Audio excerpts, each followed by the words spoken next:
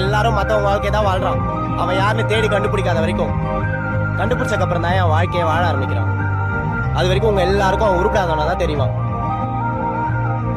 ஆனா அவனுக்கு தெரியும், தேடுறதுல கிடைக்கிற அந்த ஒரு நிமிஷத்துல அவன் வாழ்க்கை மாறிடும்.